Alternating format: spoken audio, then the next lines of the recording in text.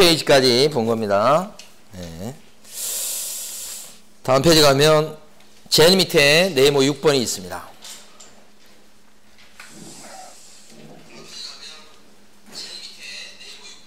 네, 6번. 어떻게 이렇게 똑같이 나올 수 있죠? 응? 자, 그래서 제가 어제 한 끼를 먹었거든요. 놀랍지 않습니까? 제가 한 끼를 먹는다는 게. 점심에 한 끼 먹고, 그래서 이제 저녁에 가서 이제 안 먹어야 되잖아요. 근데 이제 라면 안 먹었고 조금 먹었어요. 그런데 근데 아침에 지금 보통 아침 때는 그렇게 배고픈지 모르잖아요. 근데 와, 오늘 아침에 눈이 돌아가요. 배고파서. 자, 그래서 지금 겨우 지탱하고 지금 아까 그 바나나 저거 없었으면 아마 쓰러졌을 거예요. 저 바나나 때문에 지금. 자, 이제 여기 보면 네모 6번에 나와 있는 게 공인중개사예요. 네모 6번. 공인중개사 누구죠? 자격증 딴 사람. 근데 거기서 핵심은 이 법에 의해서 중개사 자격을 취득한 자, 이렇게 돼. 이 법. 우리나라 법. 우리나라 증. 그러니까 만약에 우리나라 사람이긴 한데 미국 가서 자격증을 땄어. 공인중개사입니까? 아니다. 이렇게 하지. 우리나라 증이 있어야 된다니까. 요 한글로 된 거 이렇게 있어야 돼. 반대로 미국 사람이지만 우리나라에 와가지고 우리나라 자격증을 땄어. 공인중개사입니까? 미국 사람인데 그래도 공인중개사. 응? 우리나라 자격증을 따야 된다. 이걸 잘 물어봐요. 이 법을 잘 물어. 아시는 내용인데. 그러면 공인중개사란 말과 개업 공인중개사란 말은 같은 말이 아니에요. 달라, 두 개가. 이건 증이 있다는 얘기고 여기는 오픈, 등록했다는 뜻이야. 달라. 그래서 증을 가지고 등록을 했다, 오픈했다. 그러면 공인중개사이기도 하고 개공이기도 하는 거야. 근데 자격증이 없어. 근데 오픈 등록했어. 그러면 개공인데 공인중개사는 아니지. 그러니까 부칙에 나와 있는 개업 공인중개사는 공인중개사예요, 아니에요? 아니지. 부칙 개공은 공인중개사는 아니야. 증이 없으니까. 그런데 개공이긴 하죠. 이렇게. 그런데 어떤 분은 자격증을 따가지고 고의 모셔놓으신 분이 계셔. 그 사람은 공인중개사입니까? 네. 그런데 개공은 아니지. 오픈 안 했기 때문에. 두 개가 같은 말이 아니죠. 구별하셔야 되는데 질문. 공인중개사라 하면 지금 이제 바나나 먹었어요 지금. 공인중개사라 하면 OX 이 법에 의해서 중개사무소 개설 등록한 자를 말한다. XG. 이 사람은 등록한 자가 아니고 자격을 취득한 자를 말한다. 이렇게 하셔야 돼요. 네. 그거 딱 대비하시고. 자, 그 다음에 이제 14페이지에서 제일 위로 가면 소속 공인중개사하고 중개보조원이 나와요.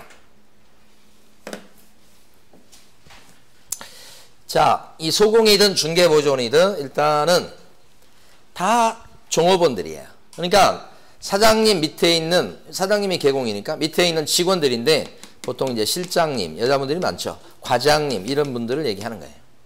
그 중에는 두 부류가 있어서 증을 갖고 일해주는 사람이 있고 증이 없이 일해주는 사람이 있단 말이에요. 증을 갖고 일해주는 사람을 소공, 소속 공인중개사, 증 없이 일 도와주는 사람을 중개보조원 또는 보조원 이렇게 부르는 사람. 두 종류가 있고 크게. 근데 증이 있다 없다 때문에 차이가 나요. 증이 있는 소공은 중요한 일을 해줄 수 있어. 근데 보조원은 중요한 일을 못해. 중요한 일이 뭘까? 조문에 있는 게 아닌데 국토교통부 장관이 세 가지가 중요한 일이라고 했어. 그 세 가지가 뭐냐면 물건에 대해서 설명해 주는 거. 요 집은 대출이 2억 잡혀 있어요. 이런 거. 두 번째는 확인 설명서를 적어주는 거. 그렇죠? 그러니까 실무에 가면 확인 설명서를 제대로 못 적어줬다, 설명을 제대로 안 했다, 그것 때문에 꼬투리 잡힌 경우가 대부분이에요. 대부분. 트지도 않는 게. 그만큼 중요한 일이에요. 그러니까 설명하고 설명서 적어주는 거. 핵심적인 업무예요. 그 다음에 계약서 써주는 거. 그러니까 손님 입장에서 봤을 때 트집을 잡을 만한 것은 저 중요한 일이에요. 저 중요한 거. 그래서 계약서 써준다. 이런 것을 소공을 할 수 있어. 보조원 못해. 그러니까 보조원인 실장님은 계약서를 써주거나 확인 설명해주거나 그건 법 위반이야. 못하게 돼 있으니까. 근데 요 세 가지 중요한 일 빼고 나머지는 다 허드렛 일이야. 다 할 수 있어. 그래서 뭐 현장에 가서 물건 보여주는 거, 그 다음에 접수장 적는 거, 손님 왔을 때 커피 내오는 거, 등등등등등, 등기부 출력하는 거, 다 여기 허드렛 일이 들어가요. 이 세 개 빼고는. 그건 둘 다 할 수 있어. 차이가 없지. 차이 나는 건 뭐예요? 또요? 이거. 그래서 이제 가로 1번부터 봐요. 가로 네모 4번의 가로 1번. 소속 공인중개사라 함은 개업 공인중개사에 소속된 공인중개사로서 이렇게 돼 있죠. 공인중개사로서의 밑줄을 그어져 있죠. 그 말이 빠지면 안 된다는 뜻이에요. 꼭 들어가야 됩니다. 그래야 보조원하고 구별돼요. 그 다음에 중개 업무를 수행하거나 밑줄 그어져 있죠. 둘째 줄인가? 셋째 줄에. 가로 안에 있는 건 좀 이따 보고. 자, 중개 업무를 수행하거나 밑줄 돼 있죠. 그러니까 중요한 일을 해주거나 아니면 뭣도 할 수 있어요. 개업 공인중개사의 중개 업무를 뭐요? 보조하는 행위도 할 수 있어. 보조 활동도 할 수 있어. 그러니까 소속 공인중개사라고 해서 맨날 중요한 일만 하시오 그런 건 없고 보조 활동도 할 수 있어요. 그러니까 이거 해주는 사람 아니면 이거 하는 사람. 그러니까 만약에 자격증을 따가지고 취직을 했는데 6개월 동안 막 계약서 쓰고 확인 설명해주고 막 그런 일을 배울 줄 알았더니 6개월 동안 맨날 뺑뺑만 돌려. 물건 보여주고 오세요. 등기부 좀 출력해 주세요. 커피 좀 내오세요. 이것만 시키는 거야. 중요한 일은 하나도 안 시키고. 자격증을 땄는데 취직하니까 내가 이러려고 자격증을 땄나 이런 생각이. 이 사람은 소공이에요 아니에요? 그래도 소공이에요. 이것만 하고 6개월 동안 그래도 자격증을 갖고 하면 그 사람은 소공으로 보는 거야. 그 사람은. 그러니까 요거 아니면 요거 일. 꼭 요걸 해야 되는 건 아니고 요거 아니면 요거 이렇게 하는 거야. 이게 소공이야. 그러니까 딱 이제 출제 포인트가 두 가지입니다. 밑줄 거는 거. 소속 공인중개사라 하면 OX 해보세요. 개업 공인중개사에 소속되어 중개 업무를 수행하거나 개업 공인중개사의 중개 업무를 보조하는 자를 말한다. 소속되어 X. 왜요? 이 얘기를 빼먹었잖아. 공인중개사로서 밑줄 그은 게 빠지면 안 된다. 다시 OX. 소속 공인중개사라 하면 개업 공인중개사에 소속된 공인중개사로서 개업 공인중개사의 중개 업무를 보조하는 자를 말한다.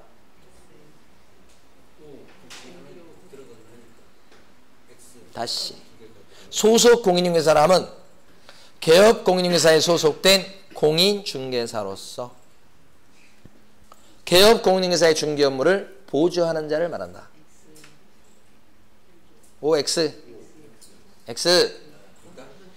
이거 빠졌잖아요 지금.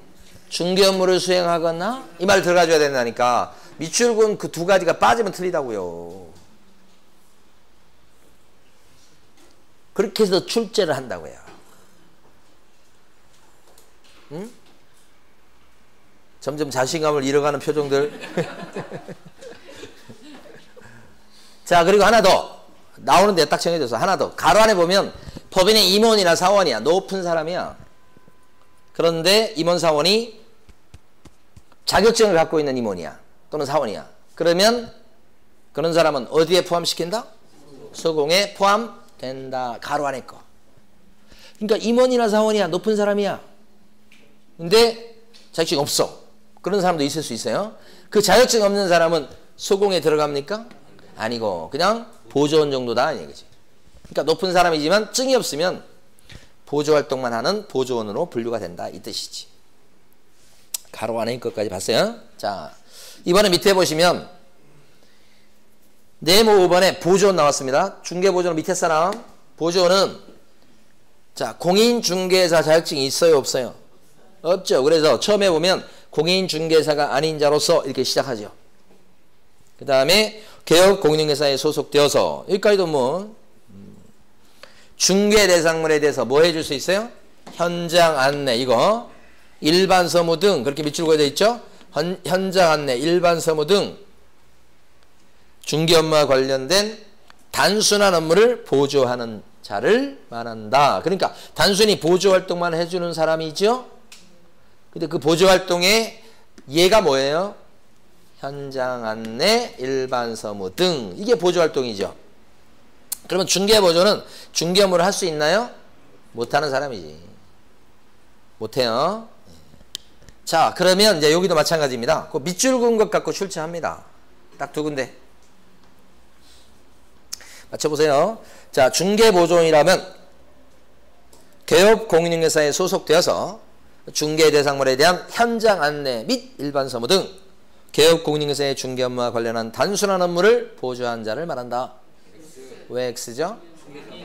그죠? 좀 연습이 됐네 이제. 공인중개사가 아닌 자로서 이 말이 빠지면 안 돼요. 들어가줘야 되지. 그걸 싹 뺏어낸다고. 다시 또. 중개보조인이라면 공인중개사가 아닌 자로서 개업 공인중개사에 소속되어서 중개 대상물에 대한 현장 안내, 확인 설명 등 중개 업무와 관련된 단순한 업무를 보조하는 자를 말합니다. 현장 안내, 확인 설명 등. 확인 설명 그러면 안 되지. 확인 설명은 중요한 일에 들어가요. 그래서 그 현장 안내하고 일반 서무 거기를 틀리게 내요. 근데 앞을 대놓고 틀리게 하면 바로 여러분이 눈치채니까 뒤에 걸 틀리게 내죠. 그래서 앞에서 현장 안내라고 크게 얘기하고 확인 설명 이렇게 하죠. 그럼 여러분 아이고 확인 설명이 잘못됐네 이렇게 딱 고를 수 있어야 되는 거죠. 현장 안내, 일반 서무 등 이렇게 하셔야 된다니까. 그 두 군데 갖고 내니까 딴 데는 안 내. 그렇게 보시면 돼요. 됐습니다. 자, 그래서 용어까지 했고 오늘 할 일은 뭐 거의 다 했어요 지금 사실은. 그러면 이제 나머지 빨리 가면 됩니다. 여기가 어딘 줄 아십니까? 잘 안 보이시겠지만 제주도 바닷가입니다. 이게 인터넷에서 제가 뽑아왔어요. 잘 안 보이죠 근데? 보여요? 제주도 가고 싶어요. 바닷가로. 그러니까 약간은 좀 환상이죠. 막상 또 가보면 별것도 없는 것 같은데 약간. 우리 이제 갈 수 있을 것 같아요. 요새 많이 간다면서요. 그래서 여러분 올해는 좀 힘들겠죠 여러분들은? 시험 공부해야 되니까. 근데 이런 사진이나 그림이나 이거 보는 것 자체로도 마음이 괜찮아져요. 그래서 하여간 못 가시더라도 사진 한번 보시라고. 예. 자, 중개대상 들어갑니다. 이번 시간에 중개대상 물건 볼 텐데요. 중개대상 물건은 5개, 교재는 15페이지. 제일 위에 땅이 있고요. 땅. 그 다음에 건축물, 그 밖에 토지 정착물이 있고요. 세 번째가 이제 임목이 있고요. 임목. 네 번째가 광업재단이 있고요. 못 들어본 게 나오지만 광업재단은 뭐 저 학교는 시간에 나옵니까? 아 그래요? 아 들어보시겠네. 공장재단이 있고요. 자 이렇게 5개. 이걸 중개대상 물건 이렇게 얘기합니다. 그럼 하나씩 보도록 할게요. 땅부터. 땅은 중개선물 되는 건 당연합니다. 근데 한 필지 땅의 일부도 중개대상물이 될 수 있냐? 요거에 시험에 자주 나온 건 아니에요. 근데 등기법하고 관련돼 있기 때문에 이것도 같이 잘 보셔야 돼. 여기 보면 도로가 요건데 1번지 땅하고 2번지 땅은 도로에 접해 있으니까 문제 없는데 3번지 땅은 도로에 접해 있지 않죠. 이런 땅을 맹지라고 하고 이런 것은 이제 땅값이 상대적으로 좀 싸지요. 근데 이 땅을 이용하려면 도로를 이렇게 활용해야 되기 때문에 통로가 필요합니다. 그래서 3번지 땅 주인 갑이 2번지 땅 주인 을에게 요 땅 요쪽 부분을 통로로 좀 씁시다. 네, 1년에 얼마씩 드릴게 하면서 빌리는 계약을 체결할 수 있죠. 이렇게 통로로 쓰기 위해서 땅을 빌리는 계약을 지역권 설정 계약이라고 해요. 그래서 등기가 나면 지역권을 얻게 되죠. 그래서 요 땅 등기부에 갑 이름으로 지역권 등기가 돼. 그럼 여기는 이제 어떻게 해요? 통로로 쓸 수 있게 됩니다. 그러면 이 땅은 어떤 땅인가? 이 전체 땅을 빌리는 게 아니고 그 중에 요 부분만 빌리면 되죠. 통로로 쓸 부분. 그래서 도면 첨부해서 등기가 됩니다. 그럼 한 필지 땅인데 분필하지 않은 상태에서 필지를 나누지 않은 상태에서 일부를 갖다가 임대차라든지 지상권 설정이라든지 지역권 설정 같은 빌리는 계약은 어떻게 해요? 가능할 수 있죠. 그래서 한 필 토지의 일부도 중개 대상물이 될 수가 있다 이렇게 하는 거지. 그게 바로 네모 1번에 가로 1번에 동그라미 1번이죠. 그런데 여러분 한 필지 땅의 일부에 대해서 이렇게 지역권 설정하는 게 아니고 매매할 수 있습니까 여러분? 매매? 저당 설정할 수 있어요? 우리 요것만 저당 잡혀. 나머지는 저당 안 잡히고. 어떻게 그럴 수 있나요? 특정할 수 없잖아요. 그래서 이때는 안 된다 이런 거. 그러니까 이걸 처분행위라고 그래. 이런 처분행위는 안 되고 빌려주는 행것만 되는 거예요. 그죠? 어쨌든 될 수 있죠. 그게 가로 1번. 그 다음에 대토권이라고 나와요. 대토권. 최근 뉴스에 나오던데 여기 보면 보통 땅을 개발할 때 여기가 이제 그린벨트를 풀어서 개발하는 경우가 많아요. 그리고 계획에 따르면 상업지, 뭐 공업지 이렇게 나눠가지고 개발을 하게 되다 보니까 이 땅에 이 건물이 옛날부터 있었어요. 그런데 이렇게 도로가 이렇게 나가는 거예요. 계획상. 그럼 이게 철거가 돼야 돼요. 아직 철거 안 됐어요. 그런데 이 계획이 진행됨에 따라서 철거가 진행된다면 요 집주인 A한테 보상을 해주는 게 필요해요. 그 보상 방법 중에 하나가 뭐냐면 이런 건물을 지을 수 있게끔 이 그린벨트 지역에서 풀리는 지역 중에서 택지개발지구가 있을 텐데 그 택지개발지구 내 땅을 분양받을 자격을 주는 거야. 누구한테? 헐리게 될 A한테. 보상 차원에서. 공짜로 주는 건 아니죠. 싸게 주는 거라고 생각하시면 돼. 그게 대토권이에요. 그러니까 대토권은 대신 땅을 받을 뭐라고 봐요? 권리. 대신 땅 받을 뭐요? 권리라고 하는 거야. 대신 땅 받을 권리다. 이렇게 하는 거예요. 대토권. 이렇게 하는 거지. 대신 땅 받을 권리를 준다. 이렇게. 대토권. 이렇게. 뭐, 어떤 땅이죠? 안 정해졌어. 그죠? 아직 안 정해졌어. 몇 번지 땅? 아직 안 정해졌다고. 그래서 여기 점점점 해놨어요. 점점점. 특정이 안 돼 있어. 그 다음에 이런 대토권은 원칙적으로 거래가 불법이야. 못 팔게 돼 있어. 그러면 결국 대토권은 특정도 안 돼 있지, 거래도 못 하게 돼 있지. 그러니까 대토권은 중개 대상물이 될 수 있다 없다? 없다라고 보는 거예요. 이걸 거래한 사람은 법을 어기게 된다. 원칙적으로 그렇게 보시면 돼요. 그래서 중개 대상물에는 대토권은 들어가지 않는다. 이렇게. 그게 가로 2번에 있는 판례 내용이에요. 자, 16페이지 가시고.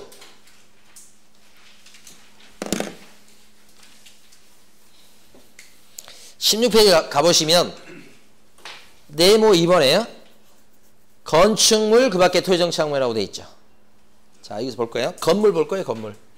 자, 뭘 건물이라고 합니까? 무엇이 건물이다? 건물 모르세요? 건물? 기둥, 지붕. 붕붕 그러니까 이상하네. 자, 일단은 출발이 땅에 붙어 있어야 돼요. 그걸 정착물이라고 해요. 그러면서 세 가지 요건을 갖춰야 돼. 지붕, 그 다음에 주벽, 기둥. 이 세 가지 요건을 다 갖췄을 때 뭐가 돼요? 건물 이렇게 되는 거예요. 그러면 건물이에요. 그러면 이런 건물은 중개사물 될 수 있다는 거예요. 건물 개념. 이때 이런 건물은 무허가 건물도 있을 수 있죠. 그러니까 건축허가도 안 받고 지은 건물, 불법 건물. 그래도 건물이야 안 해요? 건물이지. 이것도 건물이라고 써져 있잖아. 건물. 중개사물 될 수 있다. 무허가 건물도 세를 놓거나 팔거나 그렇게 할 수 있거든. 그 다음에 미등기 건물은요. 건물은 건물인데 아직 등기가 안 난 건물을 미등기 건물, 보존 등기가 안 된 건물, 주로 신축 건물이 되게 많아요. 나중에 중개할 때 여러분들이 신축 건물을 갖다 세를 얻어주거나 팔아주거나 그럴 일이 생기거든. 특히 세를 놔주거나. 그 신축 건물 같은 거 무슨 말인지 모르겠네 이게. 자, 신축 건물요. 그게 미등기 건물이에요. 사실은. 자, 이런 미등기 건물도 건물이다 아니다? 중개사물 될 수 있다. 신축 건물 요거 세 놔줘 여러분들이. 전세 이런 거. 그 다음에 한동 건물의 일부. 이런 거. 이게 건물이에요 안 해요? 건물이지. 지붕은 어디 있어요? 이렇게 생긴 것만 지붕 아니에요. 이렇게 생긴 것도 지붕이요. 그쵸? 그러니까 다 갖췄어. 근데 한 덩어리 건물 중에서 요렇게 요게 한 동 건물의 일부. 거의 뭐예요? 주상복합 아파트 한 채가 될 수도 있어요. 그렇게 될 수 있어요. 이것도 중개사물 될 수가 있다. 아니면 아파트에 문간방 하나. 월세 40. 대학생한테 세일 논다. 이렇게. 저희 아파트 단지도 보니까 어떤 분들은 방이 3개니까 애들 어리고 그러니까 문간방을 세일 놓더라고. 한 40만 원씩 받더라고. 대학생한테. 그러니까 괜찮지. 예. 그런 게 바로 여기에 들어갈 수 있어요. 예. 그래서 여러분들은 지금 16페이지 보시면 동그라미 1번이 개념이에요. 자, 뭐냐면 토지의 정착물인데 기둥, 지붕, 주벽을 갖췄다. 이러면 이렇게 뭐야 돼요? 건축물이다. 예? 이게 민법에서 얘기하는 건축물 그 개념이에요. 여기서 중개사법에서 중개상물로서의 건축물은 민법상의 건축물 개념을 따라간다. 이렇게. 따라서 이제 동그라미 2번 가볼까요? 요 그림 세차장 이런 세차장 이용해 보셨어요? 여기 이렇게 조립을 해서 만들어 놓고 요 들어가서 세차할 수 있게끔 돼 있는 시설. 이걸 세차장 뭐예요? 구조물이라고 해요. 예? 우리 제가 며칠 전에 지금 비 오지만 며칠 전에 비 안 왔을 때가 있어서 그래서 제가 거의 몇 개월 만에 세차를 한번 했어요. 실내 세차를 딱 한 거예요. 그래가지고 갔더니 세차 하시는 분이 저한테 질문하는 거예요. 물어보는 거예요. 차를 오래 타고 싶으세요? 그러더라고. 네. 그러니까 세차를 자주 하세요. 그러더라고. 그래가지고 이제 세차를 했는데 실내 세차를 했다가 정말 오랜만에 했죠. 그리고 나서 이제 다음날 이제 애기들 학교 데려다주려고 딱 했는데 둘째 놈이 타면서 깜짝 놀라면서 그러는 거야. 아빠 차가 밖에서 안이 보여. 그러는 거예요. 세차를 해갖고. 옛날에 세차를 안 해갖고 밖에서 안이 안 보였었는데 썬팅해서 안 보인 게 아니고 그래가지고 보인다고 막 하면서 그래도 아빠는 쓰레기차야. 그러게. 너무 낡았다고 막 그러더라고요. 자, 세차장 구조물은 조립을 해놨어요. 조립을 뜯어내면 금방 없어져 버려요. 따라서 이건 정착물이다 아니다. 따라서 중개사물 될 수가 없다. 결론 시험에 잘 나와요. 동그라미 2번. 그 다음에 이제 또 시험에 잘 나오는 게 밑에 보면 동그라미 4번과 동그라미 5번이 잘 나와요. 4번이 뭐예요? 분양권. 4번 분양권. 그 다음에 여기 두 개를 잘 구별하셔야 돼. 분양권은 여기 보면은 이게 땅이에요. 잘 안 보이시지만 이게 땅이 있는데 맨 땅이에요. 근데 건물이 올라가지 않는데 앞으로 이제 여기다 아파트 지을 거예요. 그래서 미리 분양을 합니다. 사전 분양을 해요. 사람들이 막 몰려와가지고 막 이런 거 모형 보고 또 모델하우스 보고 하면서 이제 마음에 들면 도장 찍지요. 그 도장 찍었을 때를 아파트 분양권. 이 아파트 분양권은 지붕이나 기둥 같은 게 지금 있어요? 없지. 기초공사 중이거나 기초공사도 안 했을 수도 있어. 그렇지만 선분양을 하죠. 이건 뭐예요? 장래의 건물로 봐주는 거예요. 그래서 아파트 분양권도 결론적으로 뭐예요? 중개대상물이 될 수가 있다고 보는데 이렇게 장래의 건물로 봐주는 이유가 있죠. 그게 뭐냐면 이게 지금 도장 찍었을 때 몇 동 몇 호에 자기 집이 돼서 입주한다고 하는 게 결정이 돼 있고요. 그 다음에 분양 계약이 체결돼서 언제까지 입주한다고 날짜가 나와 있다고요. 건설사도 결정이 돼 있고. 그러니까 짓기만 하면 되는 거예요. 동호수가 특정이 돼 있고 분양계약이 체결된 상태다. 그러면 장래 건물로 봐서 거래할 수 있도록 합니다. 원칙적으로. 물론 예외는 있어요. 그래서 중개사물 될 수 있다. 시험 보실 때는 이렇게 하는 거고요. 그게 동그라미 4번이죠. 그 4번 잠깐 읽어보면 셋째 줄에 아파트의 특정 동호수에 대해서 피분양자가 선정되거나 분양계약이 체결된 후에는 특정 아파트가 완성되기 전일지라도 짓고 있어요. 이에 대한 매매 등 거래를 중개하는 것은 건물의 중개에 해당하고 맞먹고 따라서 중개사물이 될 수 있다는 뜻입니다. 반면에 철거민 딱지요. 오른쪽 보시면 여기요. 여기 보면 서울시 땅에다가 A하고 B하고 C가 불법으로 건물을 짓고 살고 있어. 무허가 불법 건축물이. 법대로 하면 철거시켜도 할 말이 없는 거예요. 이게. 근데 철거하려고 하면 A나 B나 C나 이런 사람들이 막 온몸으로 저항하겠죠. 그렇잖아요, 이게. 온몸으로 그냥. 온몸으로. 그럼 철거시킬 때 이게 문제가 생기는 거예요. 근데 보니까 전문적으로 이거 막 데모를 대신해주는 그 꾼들이 있더라고요. 무슨 철거민 연합회 이런 데 있잖아요. 거기는 전화해가지고 딱 용역을 쓰면 그럼 그 사람들이 가가지고 막 이거 해줘, 대신. 돈 받아먹고. 저 사람들이 뭐 하나 그랬어. 예.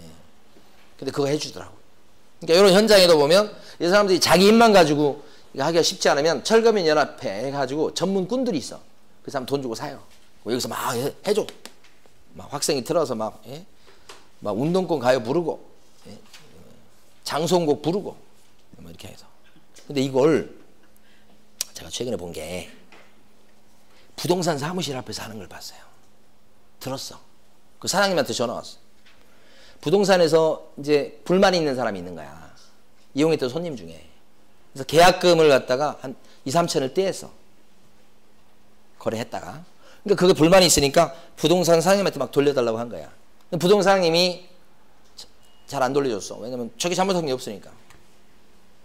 안 돌려주니까 이제 그 돈 떼인 사람이 이런 데를 부른 거야. 한국철거민연합회. 전국이에요? 한국이 아니고? 전철형이라고 그래.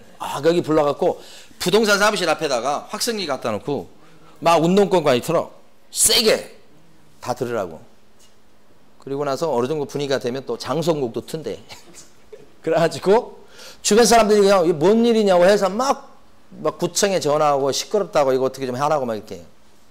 그걸 노리고 한 거잖아요. 그래서 일부러 세게 튼 거잖아요.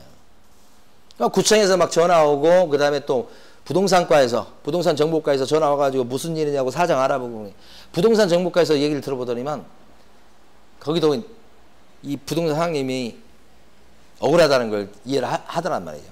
응? 그 정도까지 할 일이 아닌데 막 그렇게 하는 거야. 그래서 이제 빨리 합의 보자고 하는 거야. 돈 달라고 하는 거예요.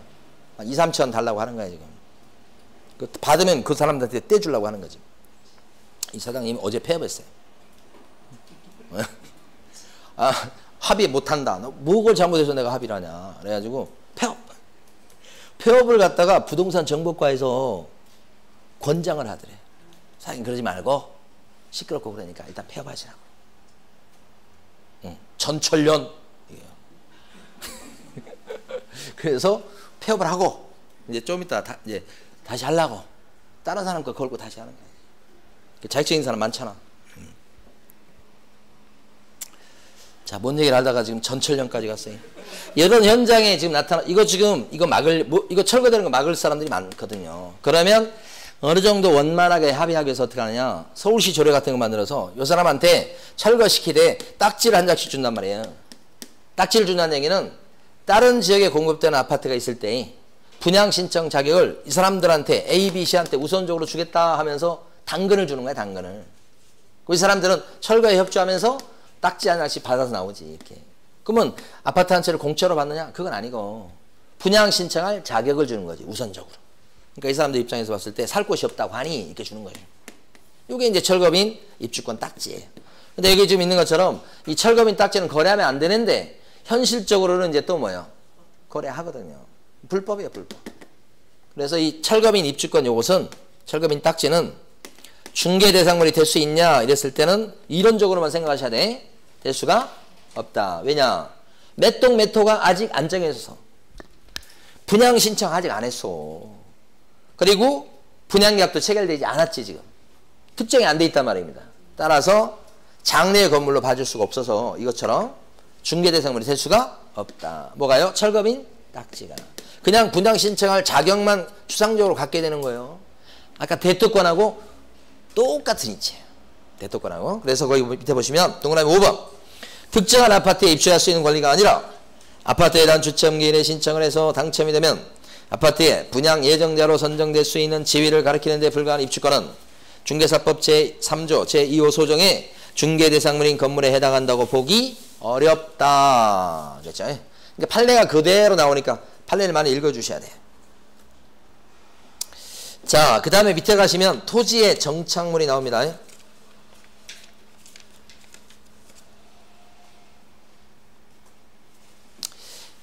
토지 정착물에 대해서는 잠깐 설명을 드려볼게요. 토지정착물은 민법 시간에 많이 배우셨을 것 같아. 토지정착물은 뭘 토지정착물이라고 그래요?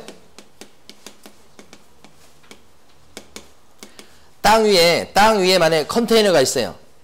정착물이에요? 아니에요? 컨테이너. 정착물이? 아니지. 정착물로서 쉽게 떼지지 않는 걸 얘기해. 분리가 안 되는 걸 얘기하는 거잖아요. 그러니까 컨테이너다 이렇게 되면 컨테이너 박스 같은 건 토지의 정착물이라고 볼 수가 없어요. 대표적인 예가 컨테이너 박스. 이렇게. 근데 토지의 정착물은 땅에 붙어 있는데 쉽게 분리되지 않는 걸 얘기하는 거죠.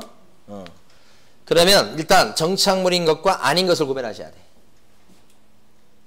땅 위에다가 옮겨 심으려고 나무를 살짝 심어놔서 살짝 눕혀서 옮겨 심으려고. 이건 정착물이에요? 아니에요? 아니지. 그걸 뭐라고 불러요? 가짜로 심어놓은 뭐예요? 수목이라고 해요. 가시개 수목 이런 거 들어보셨나요 혹시? 옮겨 심으려고? 그 정착물이 아니지. 정착물인 게 있고 정착물이 아닌 게 있어. 그러면 여기 나와 있는 정착물이 아닌 것은 이런 컨테이너. 아까 세차장 구조물은 정착물이에요? 아니에요? 그럼 중개대상물이 될 수 있다 없다? 없다 이렇게 하는 거예요. 중개대상물이 되려면 이쪽에 들어가야 돼. 정착물 쪽에. 그런데 자 정착물이 또 두 종류야. 정착물 중에 토지의 일부로 취급되는 게 있고 토지와는 별개의 부동산으로 취급되는 게 있다고. 이렇게 두 가지. 토지의 일부 또는 토지와는 별개 부동산 두 가지로 나눌 수 있어. 토지의 일부에 들어가는 것 중에 땅 위에 나무가 심어져 있어요. 나무는 정착물인가요? 심어진 나무 정착물. 그런데 별개의 부동산인가요? 땅하고 같은 한 몸이야. 땅 위에 우물이 파져 있어요. 정착물 맞죠? 근데 우물은 독립한 부동산인가요? 우물을 파는가요? 아니 밑에 파는 거 말고 매매. 매매하는 건 아니죠. 그 다음에 또 뭐가 있을까? 담벼락. 땅 위에 담벼락이 세워져 있어. 담.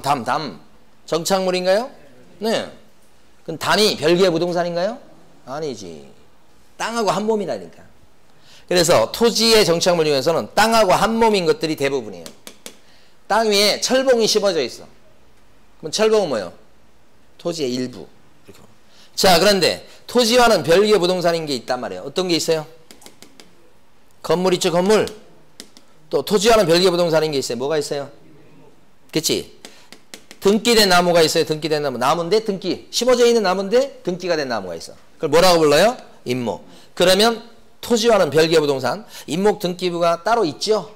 그 다음에 또 뭐가 있을까요? 그치?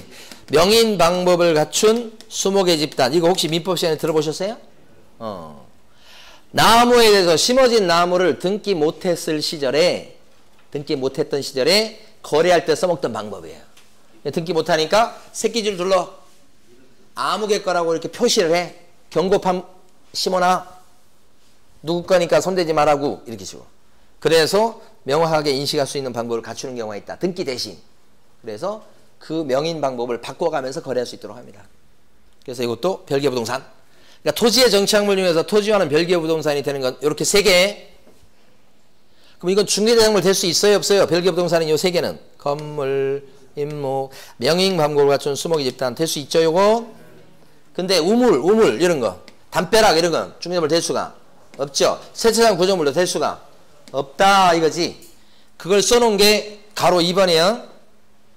지금까지 이제 거의 설명 안 드렸다가 이번에 처음 설명드리는 거예요. 토지 정착물이 다 중개상물입니까? 토지 정착물 중에서 어떤 것만 중개상물이에요? 토지와는 별개의 부동산인 것만 중개상물 되죠? 거기서 몇 번에 나온 거예요 지금? 동그라미 2번에 나온 그 세 개만 중개상물 된다. 나머지는 안 되는 거예요. 자, 18페이지 가보세요 이번에.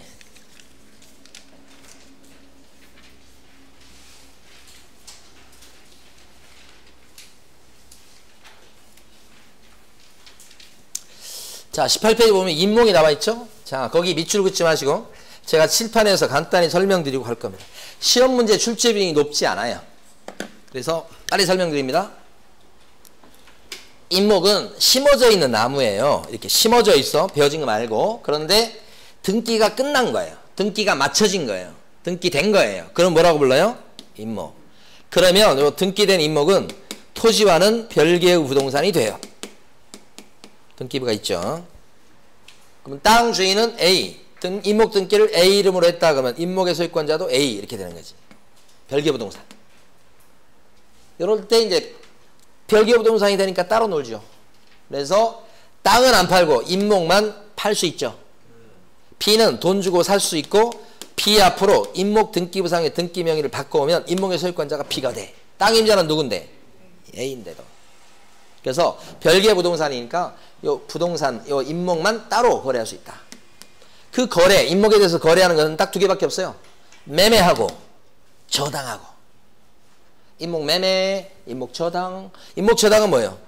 돈 꿔주고 담보 잡는 거죠. 은행에서 뭘 담보로 잡는 거예요? 땅이 아니고 임목에 대해서. 그걸 임목 저당이라고 한다. 그래서 임목에 대해서는 두 가지 거래만 가능해요. 다만 살짝 보실 게 저당 잡을 때는 은행 입장에서는요. 이게 산불 날 수도 있고 밤중에 누가 베어가 버릴 수도 있으니까 돈 꿔줬는데 안 갚을 때는 이것밖에 믿는 구석이 없는데 이게 사라지게 되면 문제가 생길 수 있으니까 저당 설정할 때는 나무에 대해서 보험에 들 것을 요구하고 보험에 들어놨을 때 한해서만 어떻게 해요? 저당 설정해서 대출해 준단 말이에요. 그래서 임목보험에 들어놨어야 된다 이거지. 그리고 특히나 이렇게 임목 저당이 설정된 상태에서 만약에 혹시 나무가 베어져서 옆에 거꾸로져 있으면 이 거꾸로져 있는 베어진 나무에 대해서 저당의 효력이 미칠까 안 미칠까? 미친다고 보는 거예요. 베어졌어도. 그래서 그걸 경매로 확 넘겨서 이 베어진 나무를 돈으로 바꿔놓을 수 있도록 합니다. 그러니까 임목 저당의 효력은 베어진 나무에도 미친다 이렇게 보는 거지. 예. 자, 그런데 두 번째 문제는 땅 주인하고 임목의 임자가 같았다가 매매나 저당 설정했다가 빚을 못 갚으면 임목이 경매에 넘어갈 텐데 경매에서 낙찰자가 나와버리면 임목의 소유권자가 또 달라지게 됩니다. 그러니까 매매나 경매를 통해서 임목의 소유권자가 달라지면 땅 주인하고 임목의 소유권자가 싸울 텐데 내버려두면 무조건 땅 주인이 승입니다. 이겨요. 토지 소유권이 위에도 미치니까. 그러면 뽑아내야 됩니다. 이거. 따라서 우리 법은 아니 별개의 부동산을 인정해서 등기할 수 있도록 하고 거래할 수 있도록 했는데 달라지니까 그때서야 뽑아내라고 하면 앞뒤가 안 맞잖아요. 그래서 이때는 임목의 소유권자한테 땅을 이용할 수 있는 권리를 인정합니다. 예? 땅을 이용할 수 있게끔 그 권리를 저절로 인정해요. 그 땅을 이용할 수 있는 권리가 뭐예요? 지상권인데 저절로 인정되기 때문에 이걸 뭐라고 불러요? 법정지상권이다. 땅 주인하고 계약서를 써서 생긴 지상권이 아니고 그 약정지상권이라고 그러잖아요. 그게 아니고 저절로 생겨요. 법정지상권. 이게 생기는 걸로 되니까 B는 뽑힐 일이 없더라 이런 얘기지. 이게. 그래서 법정지상권 얘기가 여기서 나오는 거지.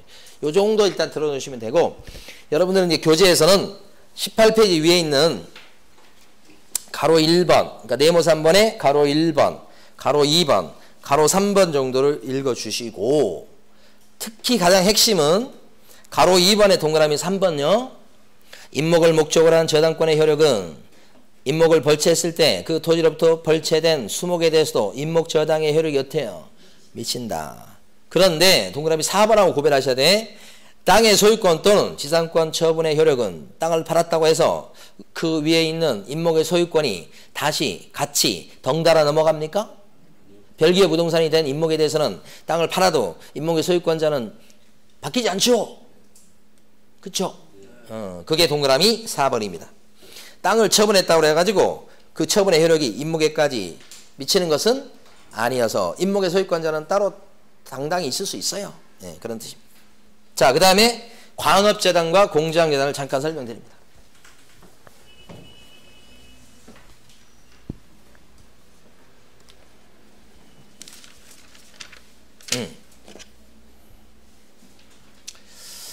자, 이것도 시험에서 거의 나오지 않기 때문에 잠깐 설명을 듣고 이해하고 잊으시면 돼요.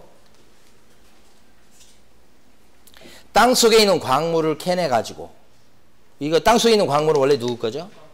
국가 거예요. 그 땅 주인 게 아니고 이것은 예외적으로 자, 국가가 관리하는 이 광물에 대해서 B라는 사람이 광물을 캐내서 사업을 하고 싶습니다. 그러면 국가한테 광물 캐낼 수 있는 권리를 먼저 얻어야 됩니다. 그게 뭐예요? 광업권. 그죠? 그리고 이걸 캐내려면 굴착 장비 필요합니다. 그쵸? 그 다음에 이거 남의 땅이거든요. B가 캐내거든요. 그럼 남의 땅을 밟고 다녀야 되고요. 땅 속을 파내려가야 됩니다. 그러면 남의 땅이니까 어떻게 해요? 지상권 같은 걸 또 얻어야 됩니다. 그리고 이걸 파내서 운반하기 위해서는 선로 같은 거 깔았어야 됩니다. 운반 시설인 트럭 같은 걸 갖추고 사업을 해야 됩니다. 운반하기 전에 보관시켜야 되기 때문에 창고 같은 거 지어놨을 수도 있습니다. 요거 전부 다 B가 이런 걸 갖추어서 사업을 하시는 거예요. 그런데 하다 보니까 돈이 많이 필요해요. 사업 자금이 딸려. 그래서 은행 담당자한테 가서 대출을 알아본 거예요. 그랬더니 은행 담당자는 원하는 대출금에 대해서 그 정도 빌려줄 수는 있는데 대신 담보가 필요하니까 요 가치 있는 것들을 좀 값어치 나가는 것들을 싹 가져오라는 거야. 가져오시라. 이것저것 가져오시면 그거에 대해서 담보 잡고 대출해 주겠어. 그 가치 있는 걸 요렇게 묶어서 가져오는 것을 광업재단이라고 그래. 광업재단은 그러니까 매매하고 이러는 목적이 아니에요. 저당 잡히는 게 목적이에요. 그래서 광업재단은 이렇게 묶어놓은 것들입니다. 거기에 대한 전체에 대해서 은행이 뭐예요? 담보 설정하는 전체에 대해서 그 돈 꿔주는 거예요.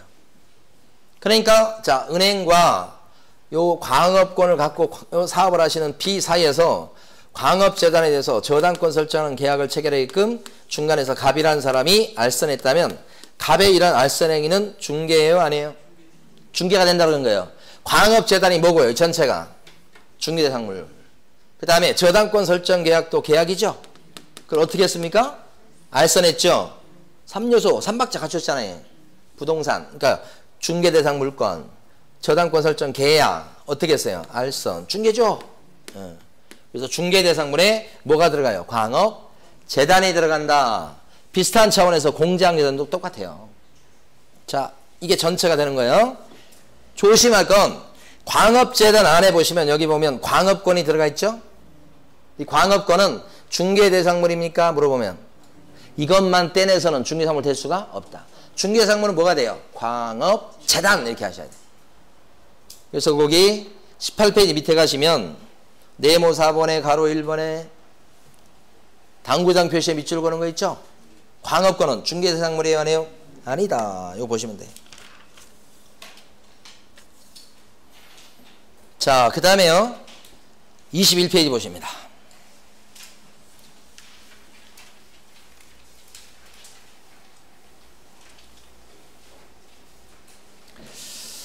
자, 21페이지까지 보고 쉴 거예요. 21페이지. 자, 칠판을 보시고. 중개대상물이 되기 위해서는 세 가지 조건을 갖춰야 돼요. 잘 보세요. 일단은 3조에 써져 있는 중개대상물 5가지 중에 하나 들어가야 됩니다. 그래서 토, 건, 입, 광, 공. 공장 계단까지 5개 중에 하나 들어가고 더 나가서 사유물이 돼야 돼. 개인 거. 그래서 사고 팔 수 있게 하는 거. 그 사유물에 들어가고 마지막에 중간에서 개입할 가능성이 있어야 돼요. 그래야 진짜 중개상물 되는 거예요. 요 허들을 다 넘어야 되는 거예요. 그 중에 첫 번째 거. 5개에 들어가지 않으면 중개상물 될 수 있다 없다? 없다. 그래서 거기 보면 박스에서 가로 1번에 오른쪽 있죠. 오른쪽. 가로 1번에 오른쪽 칸 잔뜩 써져 있죠. 그러니까 거기 보면 업권부터 시작해서 건설기계, 옛날 중기라고 불렀던 거 있죠. 업재단 이런 거, 자동차, 선박, 항공기, 광업권 이런 거 중개상물 될 수 있어요 없어요? 없다. 철거민 딱지도요? 될 수 없다. 동산도요? 아까 동산 질권 안 됐었잖아요. 동산 안 되지. 금전요? 금전 소비업체 안 됐었잖아요. 중개가. 중개상물에 들어가지 않습니다. 거기에 보시면 쭉 밑에 가시면 별표가 막 3개씩 쳐진 거 있죠? 그거 잠깐 놔두시고 그 밑에 가시면 가식의 수목 이런 거 나와요. 아까 정착물이 아니었죠? 중개상물 안 됩니다. 조립한 세차장 구조물, 세차장 구조물도 중개상물 안 됩니다. 왜 그래요? 정착물이 아니어서요. 대토권은 또 아닙니다. 특정이 안 돼 있죠? 그러니까 여기 나와 있는 5가지의 중개대상물에 들어가는 것만 중개상물이고 그 밖의 것은 안 된다 이렇게 하는 거예요. 철거민 딱지도 안 되고. 그런데 아파트 분양권 어때요? 아파트 분양권은 장래 건물로 봐주는 거죠. 짓고 있지만 되는 거고 오히려 건물 쪽에 들어갑니다. 아파트 분양권은. 철거민 딱지는요? 아직 분양 신청도 안 한 거죠? 요 장래 건물, 요 건물에 들어가지를 않습니다. 예. 그러니까 여기 지금 보면 가로 1번에서 오른쪽 칸에 있는 게 시험에 잘 나와요 지금. 근데 그 중에 핵심은 뭐냐? 지금부터 볼 거 이거예요. 순댓국집. 이 순댓국집 보면 A라는 사람이 순댓국집, 천안 순댓국이네요. 하시다가 이걸 갖다가 B한테 영업권을 넘기셔요. 우리 이거 지난주에 한 것 같은데. 그렇죠? 그럼 영업권을 넘겨받고 대가로 뭘 주죠? 권리금을 줘요. 1억에 순댓국집을 인수하신다. 왜 1억을 주죠? 권리금을? 순댓국집 여기 가니까 주방에 시설을 갖다 갖추고 있어. 주방 설비를. 지금 시간이 지났으니까 가치는 좀 떨어졌겠지만 이분이 새로 그 시설을 갖추려면 돈 들어가잖아요. 그래서 이건 낡은 게 있으니까 감가상각을 하더라도 나머지 가치는 이제 쳐주는 거야. 그 다음에 또 뭐가 있냐면 노하우라고 돼 있죠. 그래서 단골이 많이 확보돼 있다. 브랜드가 알려졌다. 이런 가치가 있을 수 있죠. 그 대가로 권리금을 주는 거야. 이게 이제 영업 권리금이죠. 시설 권리금. 자리가 너무 좋아. 그 대가로 주는 것도 권리금이야. 바닥 권리금이라고 하잖아. 바닥 피 이렇게. 이 3가지의 영업적 가치를 누릴 수 있는 권리가 영업권. 그걸 돈 주고 살 때 그 돈을 뭐라고 그래요? 권리금. 그죠? 둘이 영업권을 사고 파는 계약을 권리, 양도, 양수 계약이라고 그래. 권리금을 주고받기로 하는 계약하고 똑같아요. 그래서 권리금 계약이라고 하기도 하고. 그러니까 이걸 표현할 때 옛날에는 실무적으로 이런 거래를 이거에 맞춰서 권리, 양도, 양수 계약이라고 많이 불렀고 옛날에는. 지금은 이거보다 공식적 표현이 뭐예요? 이걸 이용해서 권리금 계약이라고 그래요. 권리금 계약이다. 권리, 양도, 양수 계약이다. 그랬을 때 이 계약을 체결하게끔 중간에서 만약에 갑이라는 사람이 알선해주면 그 갑의 알선행위는 중개입니까? 아닙니까? 중개가. 왜 아니죠? 이 영업권이나 권리금은 중개 대상물에 들어갑니까? 아니죠. 이 부동산에 대한 그 부동산 자체에 대한 어떤 거래가 아니에요. 이 부동산에 묻어있는 가치예요. 가치. 영업권이나 권리금요. 영업권이나 권리금은 중개상물에 들어가지 않으니까 그 영업권이나 권리금에 대해서 아무리 계약 체결하는 걸 도와줘봤자 중개가 될 수가 없다. 그래서 별표 3개 된 거 있잖아요. 맨날 나오는 거. 읽어봅니다. 저는 줄여서 영업권이라고 썼던 거고요. 영업용 건물의 영업시설, 비품 등 유형물이나 거래처, 신용, 영업상의 노하우. 유형물이나까지 끊어 읽으셔야 돼. 이거 중개상물이냐 아니냐 계속 물어봐요. 거래처, 신용, 영업상의 노하우. 여기까지 끊고서 중개대상물이냐 아니냐 물어본다고. 아니다라고 답을 하셔야 돼. 또요. 점포 위치에 따른 영업상의 이점 등 무형의 재산적 가치, 재산적 가치라고 끊어서 물어봐야 또 중개상물이에요? 물어봐. 여러분들은 아니에요. 이렇게 하셔야 되는 거죠. 별표가 3개 돼 있죠. 오죽했으면 거기 그 부분만 별표를 3개 해놨어요. 그렇게 잘 나와요. 자, 그러면 이제 이걸 이해하셨을 거고.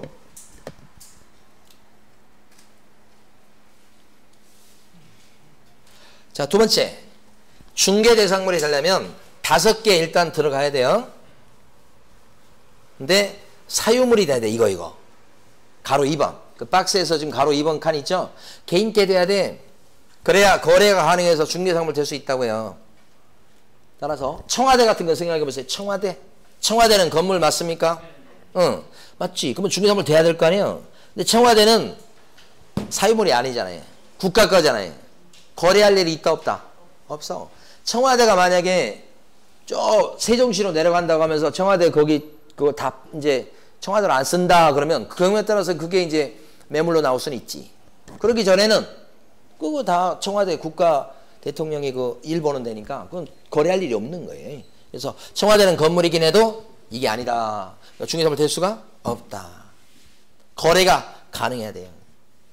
고속도로도 땅이죠, 땅? 경부고속도로? 이렇게 눈을 못 뜨는 거예요? 경부고속도로. 중개사물 될 수 있어요? 안 된다고 여러분 대번에 아셔 이건. 뭐 이거 뭐 이유도 필요 없어. 경부고속도로 중개사물 안 되지. 근데 따져보면 이론적으로 따져보면 실 거예요 이제. 토지예요. 근데 이거 뭐예요? 고속도로, 도로로 쓰일 거잖아. 그것도 경부고속도로는 국가가잖아. 거래할 일이 없죠. 그 중에서 될 수가 없다. 이렇게 보는 거예요. 경복궁 팔아달라고 그래. 경복궁. 될 수 없죠. 이것도 건물이긴 해도. 그러니까 사유물만 중개사물 될 수 있는 거예요. 그런데 가로 2번에서는 왼쪽에 칸이 중요해요. 오른쪽 칸이 중요한 게 아니고 가로 2번에서는 왼쪽 칸 동그라미 1번과 동그라미 2번 있죠. 이렇게 사유물에 들어가기만 하면 공법상 규제를 받고 있어도 중개사물 되는 거예요. 공법상 규제를 받는다는 것은 토지거래 허가로 묶여있고 군사시설 보호로 묶여있고 그린벨트로 묶여있고 묶여있다고 해도 중개사물 되는 거예요. 이게.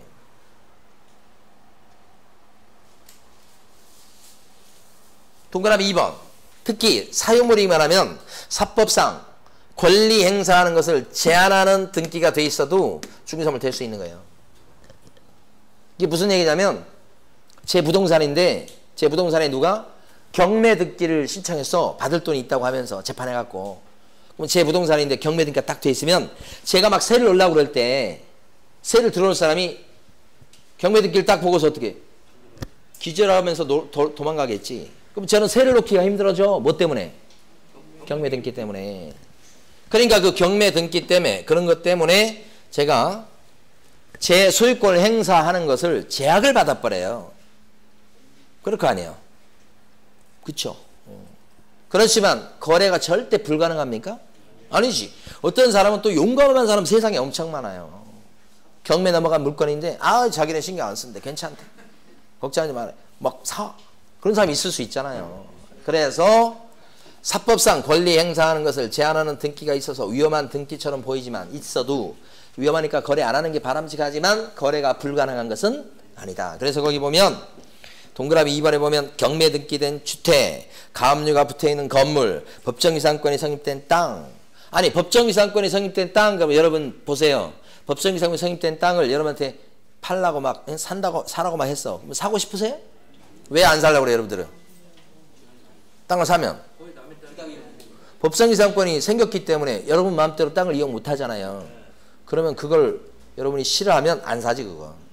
그러니까 법정이상권이 생겨있다는 얘기는 그 땅에 뭐예요? 다른 사람이 쓸 수 있는 권한이 있다는 얘기니까 땅 사서 소유권자가 되면 뭐예요? 내 마음대로 못 쓰는데. 그렇죠? 그래서 이거 안 하려고 그럴 거야. 그러나 또 세상에는 또 어떻게 해요? 치료가 1년에 1억씩 들어와. 사야지. 치료가 1년에 1억씩 아주 여러분이 거부할 수 없는 조건을 내서 오잖아. 1년에 1억씩 치료가 들어와. 그럼 어떻게 해? 사야지. 그런 경우도 있을 수 있으니까. 그래서 사법상 권리 행사하는 것을 제한하는 등기가 있다고 해도 법적으로는 조금 문제거리가 될 수 있으나 거래가 불가능한 것까지는 아니다. 따라서 뭐라고 그래요? 중개사물 될 수가 있다. 이렇게 하는 거지. 거기까지. 그러면 진짜 마지막이야. 자, 세 번째. 중개 대상물이 되려면 요거. 개입할 수 있어야 돼. 개입할 수 있어야 돼. 개입할 수 있어야 돼. 자, 그러면 상속으로 소유권이 넘어간다고 해봐. 건물 소유권이 A의 집이 아들 B한테 그러면 사유물이긴 한데 건물이고 아들한테 상속으로 넘어간다 그랬을 때는 여러분이 중간에서 아들한테 상속을 시키시죠.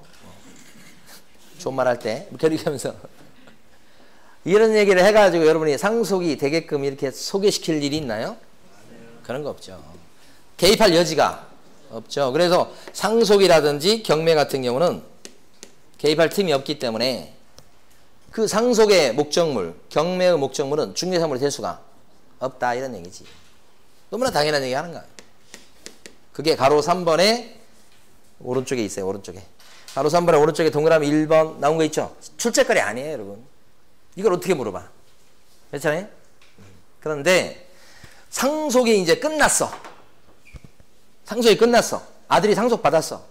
상속받은 아들이 그걸 갖다 세를 놓을 수 있을까? 얼마든지 팔아먹을 수 있을까? 돈이 필요해서? 아버지 돌아가셨고 이제 자기 마음대로 할 수 있잖아. 팔아볼 수도 있잖아. 그러니까 상속된 주택이다 그러면 상속 끝난 주택은 중개사물 될 수? 상속 자체는 안 되고. 안 되고. 증여가 뭐예요? 증여.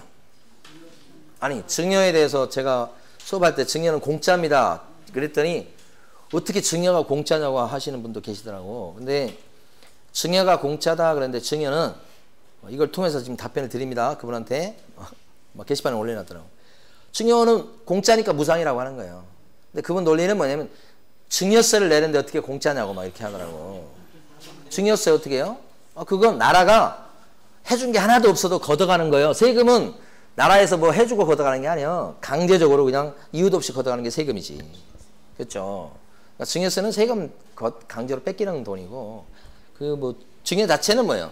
주고받는 사람 사이에서는 공짜로 받는 거지. 그거 왜 공짜냐고 막 저한테 막 나무라시는 분 계신데 좀 살살 나무라 주시기 바랍니다.